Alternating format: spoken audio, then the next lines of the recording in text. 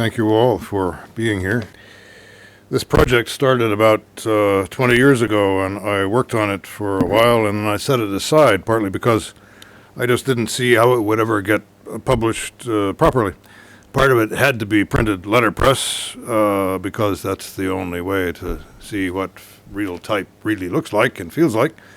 Part of it had to be printed offset because there were a lot of sketches and drawings and other things to reproduce that could only be done effectively that way.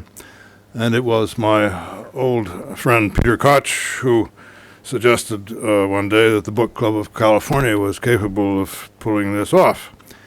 He was absolutely right, as he often is. Not only that, but working with Jennifer Syme has been a great pleasure. She has a real nose for publishing, and without her sustained involvement, this would be a much poorer book than it is. The club should keep her as long as possible.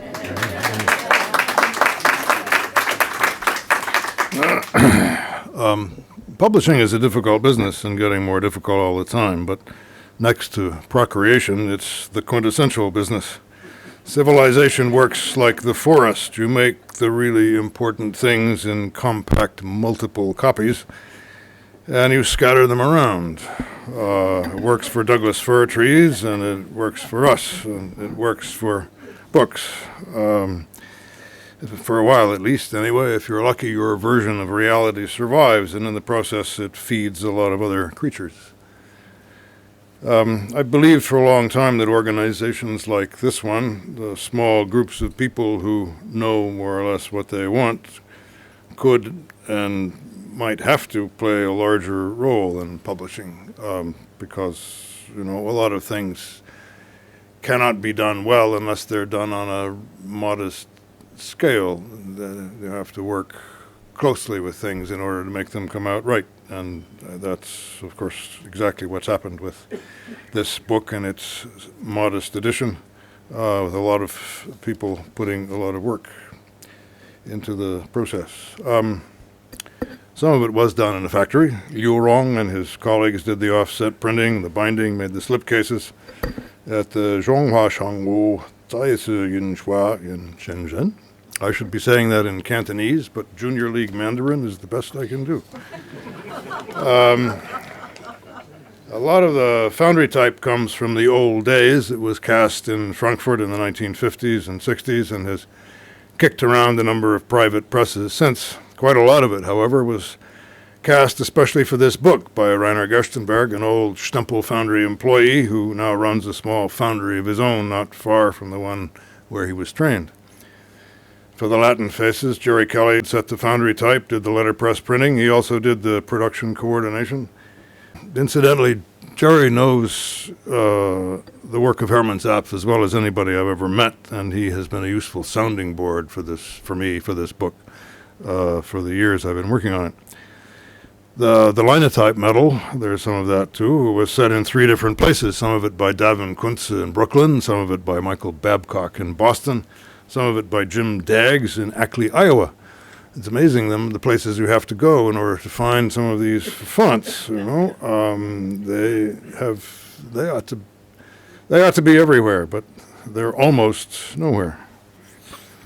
The Greek was a particular challenge, and I thought, as we were getting close to the deadline, that we were going to have to give up on the Greek. And then Norman McKnight said, "Well, I've always wanted to have some of that type. Why don't I buy it?" This is an incredibly generous and a spectacular thing to do. And so, yes, that was. So, thank you, Norman, and thank you, Richard. You'll see Richard Siebert on the screen presently, doing some of what he did for this book. And Li Jiang, I think she didn't get into the photographic part of this, but she also cased the type, distributed the type, set some of the Greek. And that's been part of the fun, people in China and in Connecticut and in California and in Iowa and in Massachusetts and in Germany, all working on this project. It's been a lot of fun. I don't want to stand here and repeat what's in the book, so I propose to talk largely about what's not in the book, and I'll show you a few photographs, some of which go back to the 1930s and 40s, before there was any such thing as Palatino, and some other photographs that come from the last few months when the book was actually in production. Then at the end, if we have time, there will be a few minutes of Latin poetry, because why not? This picture is in the prospectus and in the book, and here it is on the screen, because to me it represents as well as anything the zen of pure typography. Except, of course, there's no such thing as pure typography, and if there were, it wouldn't have any zen. But this book is part art history and part typographic history and part natural history, and that may sound like a strange mix, but it does not seem strange to me, because in my view the history of art and the history of letter forms are genuinely part of natural history. Art is a biological process, just like nest building in birds and shell secretion in shellfish, or so it seems to me. Works of natural history, though, don't normally focus on individuals. The truth is, of course, if you know any biologists or naturalists, you know they like to generalize, but they often spend a great deal of their time paying close attention to individual creatures. They just don't want you to know it. I don't mind. I'm not a professional biologist. I'm just moonlighting here.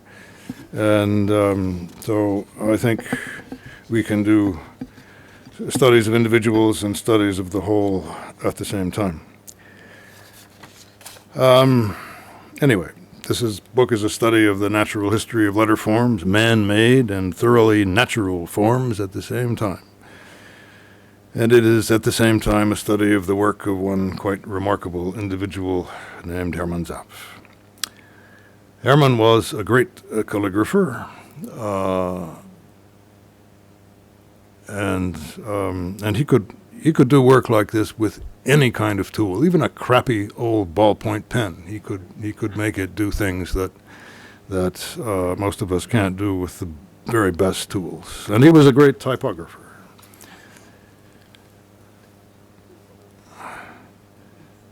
And he was a great type designer.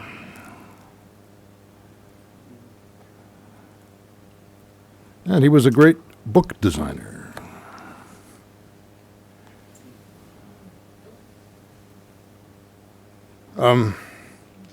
Book designers, of course, live by commissions, and while Zapf designed a lot of lovely books, he didn't always get the commissions he wanted. His best designs were not always accepted by his clients, even when he had been commissioned to produce them. Of the 4 book pages that I've just shown you, only the first was actually produced. The other 3 are Zapf's improvements, huge improvements, in fact, on other people's work. They are his suggestions for how things should have been done, but weren't.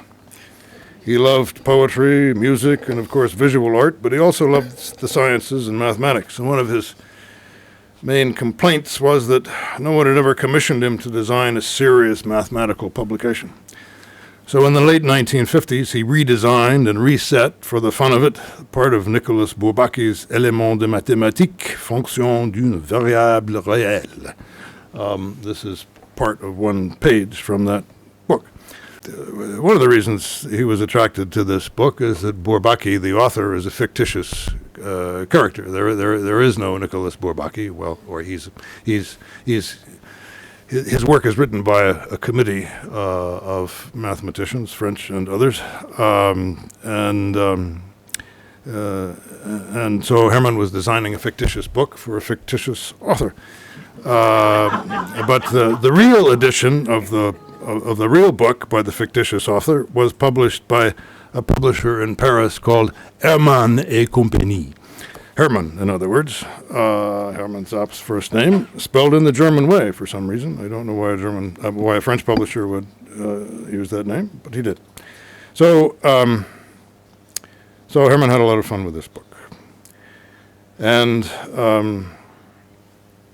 he designed it for the Linotype machine because he'd been working with the Linotype company for many years, and if you look closely, you'll see that it was set in French by a German compositor because the ligatures are to the German standard, not the French fashion.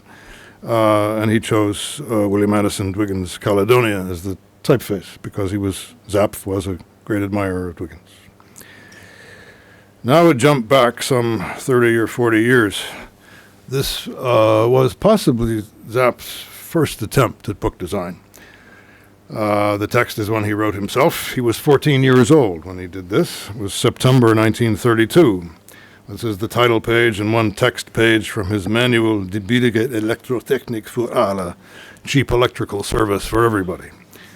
Electrical engineering was the subject that most fascinated him then, and typography and type design and book design were not really on the list, but they found their way there. I come back to this image for a moment to remind you that the man who made these things was turfed out of school in 1934 when he was 15. His father was a metal worker at a truck and bus plant in Nuremberg. He was a labor activist and an outspoken critic of the National Socialist Party, and so pretty soon he found himself out of a job. And then he was sent to Dachau, although he was not identified as a Jew. So Hermann couldn't go to school because there was no money. I mean, there was no money. His formal education ended that year. This piece of calligraphy is written in German, English, Latin, and Greek. And the man who did it taught himself to do this. He understood every word as well as every letter in this very fine piece of calligraphy, and it is not because the society he was born in made it easy for him. 8 years after he made that early experiment in book design that we were looking at, Hermann found himself a conscript in the German army. And then in 1941, he was assigned to duty as a cartographer at the German garrison in Dijon in occupied France. This is a sketch he made the following spring.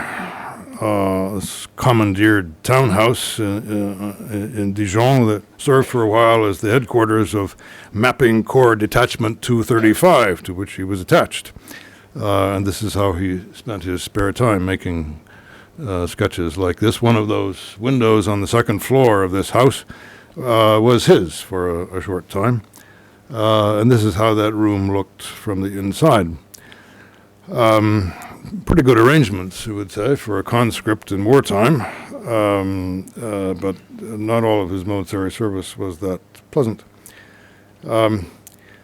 He spent more time drawing flowers and insects and so forth than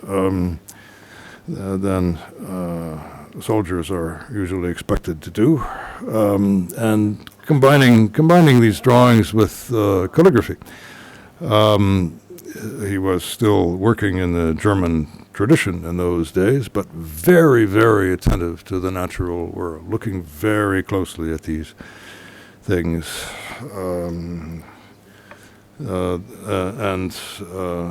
As he was very fond of poetry, often putting little poems into his sketches. Bricht die Rosen, wenn sie blühen, morgen ist nicht heut, keine Stunde las entstehen, flüchtig ist die Zeit. In other words, gather roses when they flower, tomorrow is not today, never waste a single hour, time is on its way. And that theme, Carpe Diem, gather ye rosebuds while ye may, is one he never got tired of and never forgot. Well, things looked pretty bleak back in Frankfurt in 1944.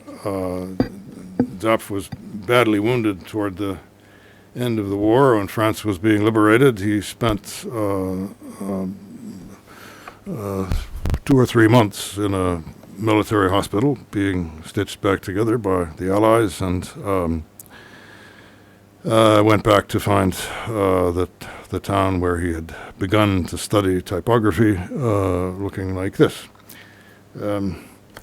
He was already a serious calligrapher in 1939 when the war was just beginning, but I think the great destruction of the natural world might have had something to do with his decision to become a type designer and calligrapher rather than a representational artist. He continued making sketches, but he really focused on this kind of work. These forms are man-made, they are artificial, and yet they are natural forms, not representations of natural forms, but natural in themselves. And they're part of a larger ecology of forms that includes gestures and speech sounds and things of that nature. It also includes bird calls and frog song and leaves and stems and lichen thalluses and flowers. One canonical formulation of this principle is Eric Gill's, written in 1940. Letters are things, not pictures of things. But another formulation of it is Jackson Pollock's, made in a conversation 2 years later. Hans Hofmann, an older abstractionist, was visiting Pollock's studio in 1942, and he asked Pollock if he ever painted from nature. "No," Pollock said, "I am nature." Well, Zapf was not inclined to brag in that way, and there's a lot of difference between Hermann Zapf from Nuremberg and Jackson Pollock from Cody, Wyoming, but they have also something in common. So this was the first version of Palatino Italic. It was still being called Medici at this point. The underlying drawing was made in 1949, and most of the smoke proofs that are pasted on here come from 1950 and 51. This is the first version of the 48-point Roman, cast in 1951. Stempel's master punch cutter in those days was a man named August Rosenberger. He cut the smaller sizes of Palatino in steel and the larger trial sizes in type metal, and then he made pattern plates like this, the brass pattern plate used for engraving matrices directly.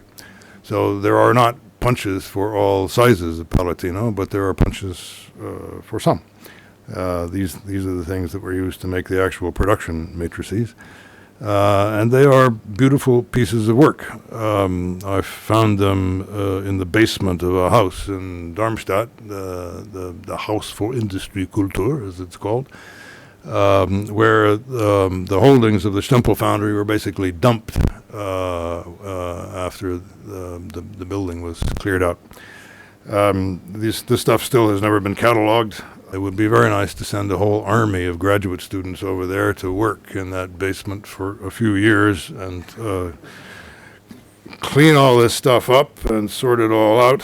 Anyway, I had a good time while I was there, and I was lucky enough to find some of the things I was looking for. This is a sketch Zapf made of Rosenberger's workbench. This was 1956. And Zapf wanted to use this, he wanted Rosenberger to engrave this sketch in metal and then use it in the grand Palatino type specimen that Stempel was preparing to produce. And according to Hermann, the foundry managers refused to allow him to do this. They didn't want any mention of the punch cutter. They didn't want the punch cutter's name. They didn't want people to see the punch cutter's tools.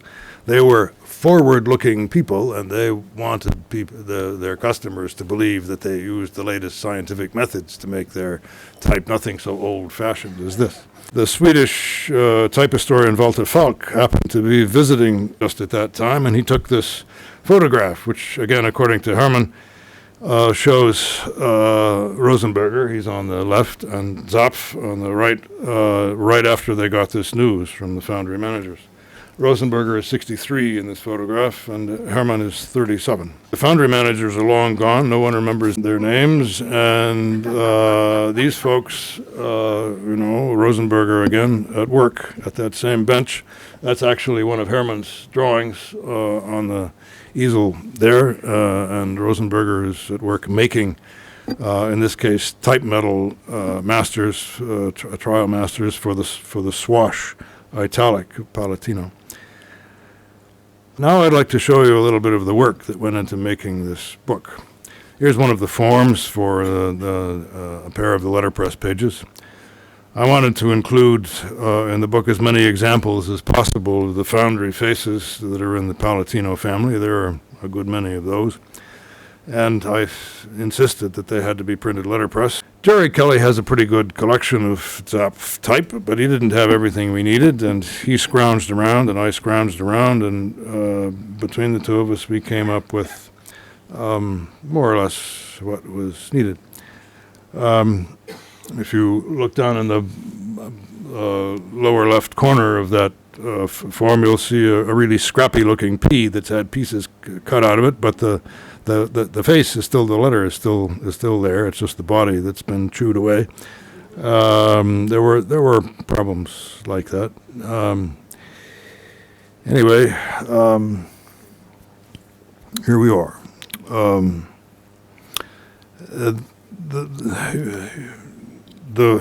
It's an old custom since the early 16th century to print type specimens in Latin. In fact, to use the scrambled text of an essay of Cicero as the text of the type specimen. I thought it was a good idea to use Latin so that people would be more likely to look at the letters than to read the words. But I don't get along that well with Cicero. And I thought scrambled Cicero was really a bad idea.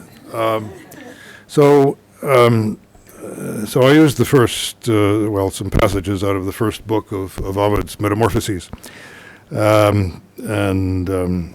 Now you see that Latin poetry threatens to make itself heard at in this august room. Here's another one of those forms, Jerry Kelly's handset foundry type and Michael Babcock's Linotype slugs, which were used for the captions. Many of those Linotype slugs turned out to be a little problematic. Schnepf sold the type initially in Europe. It was always measured in Dido points and Cicero's, the European units of typographic measure. And when they started to do serious business in North America and in the UK, they remeasured this stuff in picas and Anglo-American points. The fonts have two different sizes in two different measuring systems. So I needed an equal sign in the captions for these type specimen blocks, and the equal sign available on all the Linotype mats that we tried just didn't quite fit. It was built for lining figures, and it stood too high to match with these small caps and old style figures that I insisted on using. So Michael Babcock cast the equal signs separately and notched the Linotype slugs so that the equal signs could be fitted into them. An example of the kind of trouble people were happy to go to working on this book. There, in case you're interested, is the Chandler and Price press in rural Connecticut, on which the letterpress parts of this book were printed.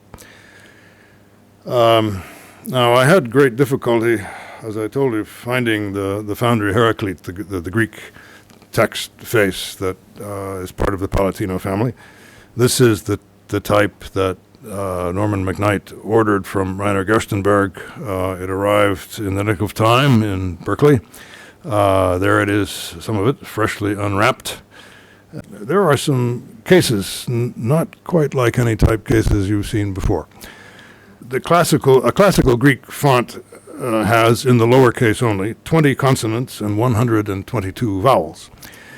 So this does not fit conveniently in a standard California job case, nor in any other kind of case designed for the Latin alphabet. Richard Siebert scratched his head over this for a few minutes and said, I'll design a new case and we'll have somebody build it. So this is now an important part of typographic history. In addition to the California job case, which has been around for just about 100 years, we have the California Greek case. And anybody with any sense who wants to set classical Greek from foundry type, from now on, will use cases like this. And if you want one, I bet Richard Siebert would be able to take your order. There's Richard starting to lay one of the cases. And there are the first few lines of Greek in the bed of Norman's Vandercook, ready to be proofed. And there are Richard and Norman pulling probably the first proof of the first few lines. And that's what it looks like. Everybody knows this. Even a lot of classical scholars don't know this. But in the late 13th century, the ambassador to Venice from the Byzantine the Byzantine emperor's ambassador to Venice was a very worldly monk by the name of Maximos Planudes. And Planudes, after a number of years in Venice, became quite fluent in Latin and also, I assume, in Italian, Venetian dialect. He took up translating classical Latin poetry into medieval Greek. And he understood that he was not a poet himself, so he translated the poetry into Greek prose. But his Greek prose translations are pretty good. And he translated the entire Metamorphoses, several hundred pages, into Greek prose, and this is a small passage from that book.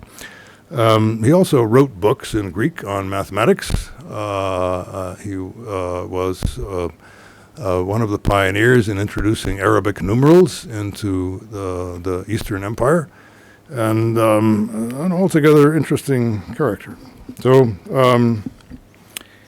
this typeface was designed in 1954, cut by August Rosenberger and cast for sale at the Stempel foundry in Frankfurt. It so happens that 1954 is also the year of Hermann Zapf's first visit to California. It made great sense to me that this part of the book should be printed in California, and it was. Rainer Gerstenberg, who cast this type earlier this year, knows not a word of Greek, and we had a little bit of difficulty explaining to him exactly what was required. So when the type arrived, it was missing a few bits and pieces. Letters like this, complex vowels that have, in this case, an iota subscript and a smooth breathing mark above the omega. I don't know exactly what Rainer did, but he solved the problem in a way I have never seen anybody solve this problem before. He cast the letter, milled it down, cast the accent, milled it down, and he somehow laminated these two pieces together. This is not part of traditional type founding. He didn't learn this at Stempel in the 1970s and 80s when he was training there. But he's one of those guys who can fix things, and he fixed the problem of the missing letters. There's another letter that he made by casting two parts and gluing them together, so that Richard only had to set one sort to get the complex form.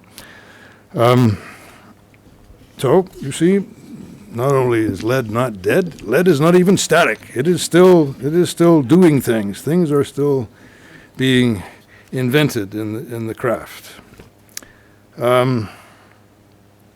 In case you're interested, this is the copy text for that little piece of Greek prose that comes with this book.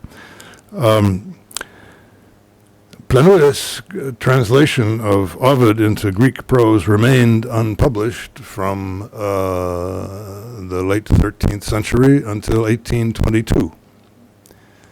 And in 1822, a good French scholar, Jean-François Boissonade, edited this work, and it was published in Paris in that year, printed by the Didot firm, Firmin Didot.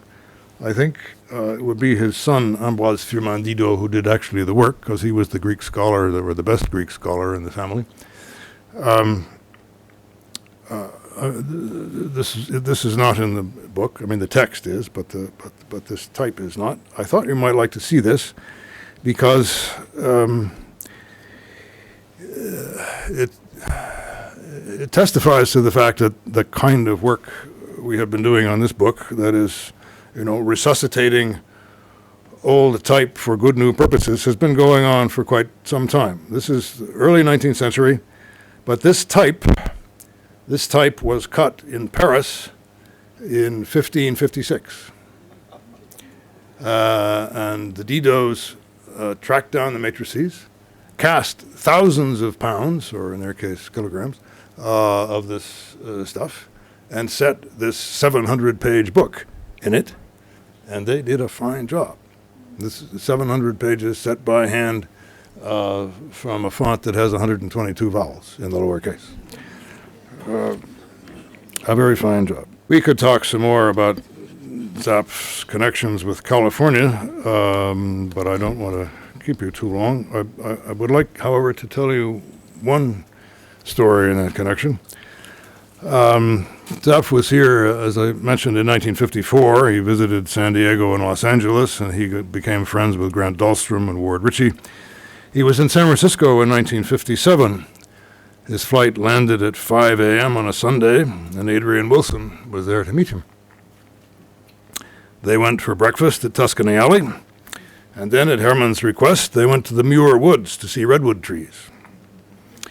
It was 8 a.m. when they reached the grove, and it was therefore empty of tourists. They had the place more or less to themselves.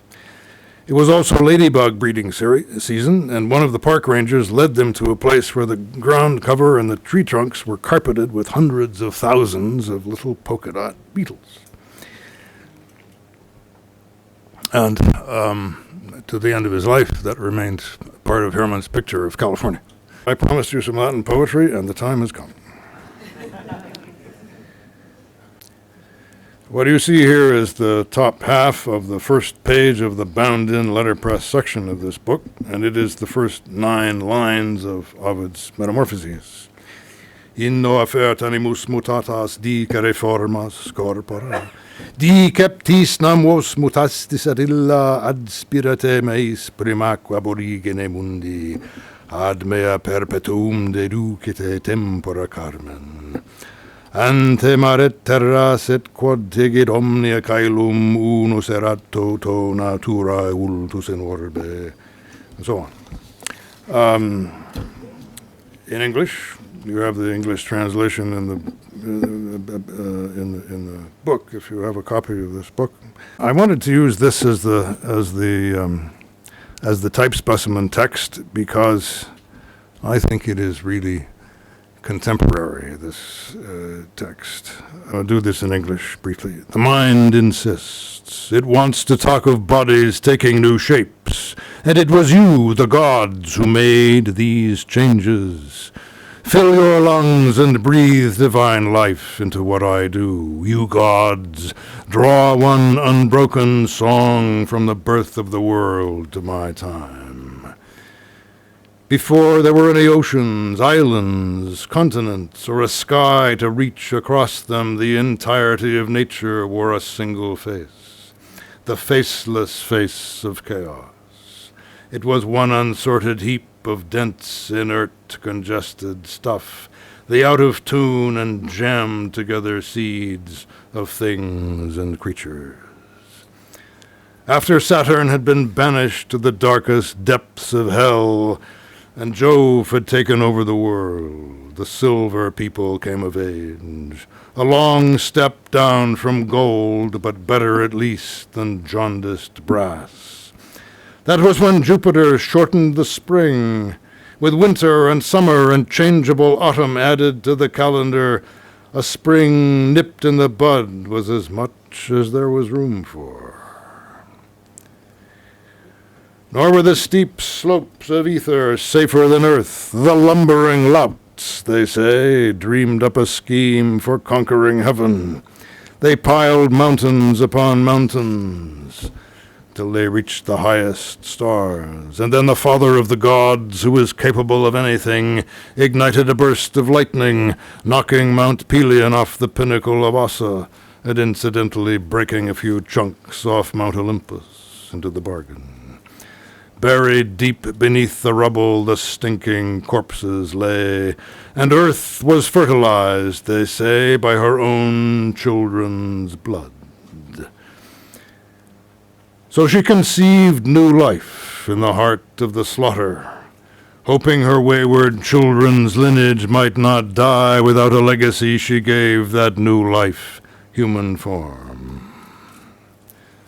The finest, highest road runs right across the flawless sky. The Milky Way, we call it, for its stunning plainness. That's the path the high ones travel to the thunder god's pavilion as his home. And all along that road, on the right side and the left, through open doors, guests flow into the greater gods' reception halls. The common gods live elsewhere, but here is where the strongest, most illustrious celestial beings, the greatest of the gods, have set up shrines to household gods of their own. I will not hesitate to say it in the plainest terms. This is the Palatine Hill of the sky. There's a secret allusion to Palatino in there, in case you didn't notice. And now, when the high ones had taken their seats there in the massive marbled sanctuary, the one who sat still higher with an ivory scepter tight in the crook of his arms, shook his knotted shaman's hair 3 and even 4 times, causing earth, the oceans, even the stars to quiver and lurch. Then he unlocked his troubled lip. Even when those giant louts, the ones with 100 arms and toes like snakes, tried conquering the sky, I wasn't vexed as I am now. Our enemy then was savage, but the war had one clear origin. One nation came against us. This time it's the whole globe. Everywhere on earth, wherever the shape-shifting truth-teller bathes the world with sounds of wind or sea, I am compelled to bring the human species down. I swear it by the black rivers deep beneath the ground and by the cold, dark forests of the Styx. After all other options have been tried, a rotting limb must be cut off before it takes the healthy with it. I cannot forget the demigods, spirits of the back country, nymphs, satyrs, fauns, the spirit beings of the timberline. I say because we've chosen not to welcome them in heaven, we have to guarantee that they can live here in the regions we left in their charge. Thank you very much.